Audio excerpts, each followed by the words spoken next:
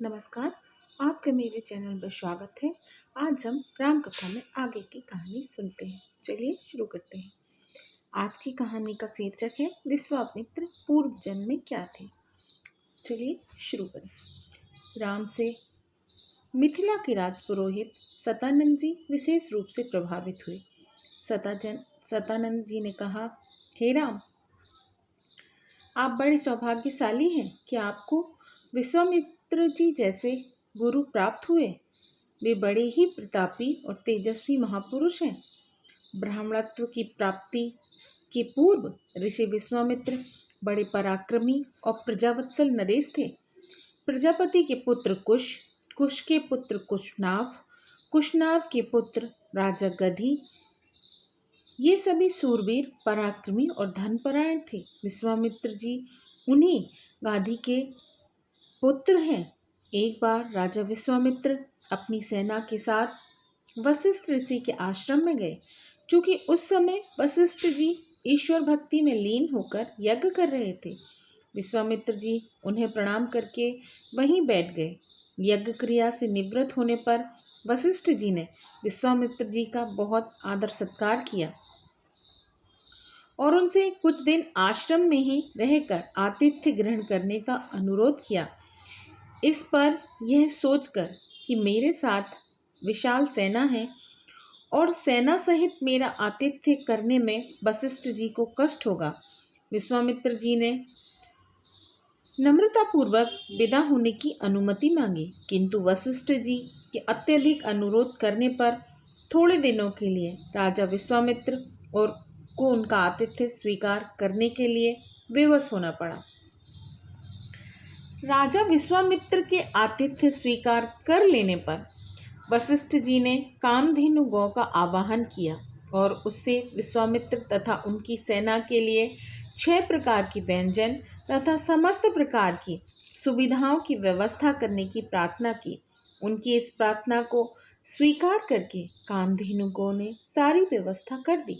वशिष्ठ जी के अतिथि सत्कार से राजा विश्वामित्र और उनके साथ आए हुए सभी लोग बहुत प्रसन्न हुए। कामधेनु गौ का चमत्कार देखकर विश्वामित्र के मन में उस गौ को प्राप्त करने की इच्छा जागृत हुई और उन्होंने वशिष्ठ जी से कहा कि ऋषि श्रेष्ठ, कामधेनु जैसी गौ तो किसी बनवासी के पास नहीं वरन राजा महाराजाओं के पास ही शोभा देती है, अतः आप इसे मुझे दे दीजिए।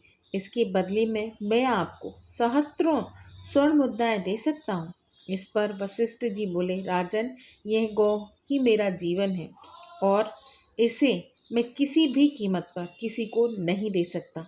वशिष्ठ जी के इस प्रकार कहने पर विश्वामित्र जी ने बलात् उस गौ को पकड़ लेने की आज्ञा दे दी और सैनिकगण उस गौ को डंडे से मार मार कर हाँकने लगे।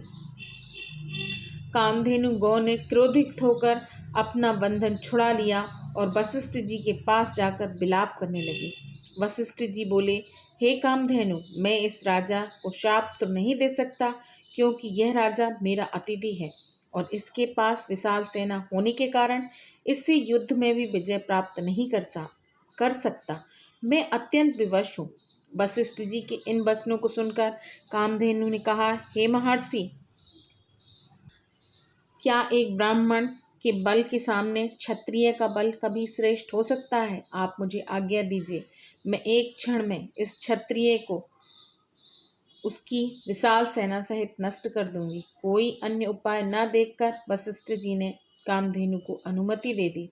आज्ञा पाते ही कामधेनु ने योग बल से सैनिकों की एक सेना उत्पन्न कर दी और वह सेना विश्वामित्र की सेना के साथ युद्ध करने लगी। विश्वामित्र जी ने अपने पराक्रम से समस्त सेना का विनाश कर डाला। इस पर कामधेनु ने सहस्त्रों शक, हूण, बर्बर, यवन और काम्बोज सैनिकों को उत्पन्न किया। तब विश्वामित्र ने उन सैनिकों का भी वध कर डाला तो कामधेनु ने मारक अस्त्रों से युक्त अत्यंत पराक्रमी योद्धाओं को उत्पन्न किया, जिन्होंने शीघ्र ही राजा विश्वामित्र की सेना को गाजर मूली की भांति काटना आरंभ कर दिया। अपनी सेना का नाश होते देख विश्वामित्र के 100 पुत्र अत्यंत कुपित हो वशिष्ठ जी को मारने दौड़े। परिणाम यह हुआ, वशिष्ठ जी ने उनमें से एक पुत्र को छोड़कर शेष सभी को भस्म कर दिया। सेना तथा पुत्रों के नष्ट हो जाने पर विश्वामित्र बड़े दुखी हुए। अपने बचे हुए पुत्र का राज तिलक कर वे तपस्या करने के लिए हिमालय की कंदराओं में चले गए। वहाँ पर उन्होंने कठोर तप किया और महादेव जी को प्रसन्न कर लिया। महादेव जी को प्रसन्न पाकर विश्वामित्र ने उनसे समस्त दिव्य शक्तियों तथा संपूर्ण धनुर्विद्याओं का ज्ञान प्राप्त करने का वरदान मांगा। इस प्रकार संपूर्ण धनुर्विद्या का ज्ञान प्राप्त करके विश्वामित्र बदला लेने के लिए वशिष्ठ जी के आश्रम में पहुँचे। वशिष्ठ जी को ललकारा, उन पर अग्नि बाण चला दिया। अग्नि बाण के समस्त आश्रम में आग लग गई और आश्रमवासी भयभीत होकर इधर उधर भागने लगे।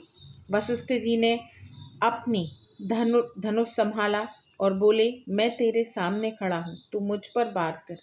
आज मैं तेरे अभिमान को चूर चूर कर दूंगा और छात्र बल से ब्रह्म बल श्रेष्ठ होता है। क्रुद्ध होकर विश्वामित्र ने एक के बाद एक अग्नेयास्त्र, वरुणास्त्र, रुद्रास्त्र, इंद्रास्त्र, पाशुपतास्त्र एक साथ छोड़े, जिन्हें वशिष्ठ जी ने अपने मारक अस्त्रों से मार्ग में ही नष्ट कर दिया। इस पर विश्वामित्र जी ने और अधिक क्रोधित होकर मानव, मोहन, गंधर्व, जुभ्न, दारण, वज्र, महापास, कालपास, वरुणपास, पिनाक, दंड, पैसाच, क्रौंच, धर्मचक्र, कालचक्र, विष्णुचक्र, व्याव्य, मंथन, कंकाल, मूषल, विद्याधर, कालास्त्र आदि सभी अस्त्रों का प्रयोग कर डाला। वशिष्ठ जी ने उन सबको नष्ट करके ब्रह्मास्त्र छोड़ने के लिए जब अपना धनुष उठाया तो सब देव, किन्नर आदि भयभीत हो गए, किंतु वशिष्ठ जी तो उस समय अत्यंत क्रोधित हो रहे थे। उन्होंने ब्रह्मास्त्र छोड़ ही दिया। ब्रह्मास्त्र की भयंकर ज्योति और गगनभेदी नाद से सारा संसार पीड़ा से तड़पने लगा। तब ऋषि मुनि उनसे प्रार्थना करने लगे कि आपने विश्वामित्र को परास्त कर दिया, अब आप ब्रह्मास्त्र से उत्पन्न हुई ज्वाला को शांत करें। इस प्रार्थना से द्रवित होकर उन्होंने ब्रह्मास्त्र को वापस बुलाया और मंत्रों से उसे शांत किया। पराजित होकर विश्वामित्र मणिहीन सब की भांति पृथ्वी पर बैठ गए और सोचने लगे कि निसंदेह छात्र बल से ब्रह्म बल श्रेष्ठ होता है। अब मैं तपस्या करके ब्राह्मण की पदवी और उसका तेज प्राप्त करूंगा। इस प्रकार विचार करके वे अपनी पत्नी सहित दक्षिण दिशा की ओर चल दिए। उन्होंने तपस्या करते हुए अन्न त्याग कर केवल फलों पर जीवन यापन करना आरंभ कर दिया। उनकी तपस्या से प्रसन्न होकर ब्रह्मा जी ने उन्हें राजऋषि का पद प्रदान किया। इस पद को प्राप्त करके ही वह यह सोचकर कि ब्रह्मा जी ने मुझे केवल राजऋषि का ही पद दिया है, महर्षि, देवऋषि आदि का पद नहीं, वे दुखी हुए। वे विचार करने लगे कि मेरी तपस्या अब भी पूर्ण नहीं, मुझे एक बार फिर घोर तपस्या करनी चाहिए। इसकी आगे की कहानी सुनने के लिए अगले वीडियो का इंतजार करें।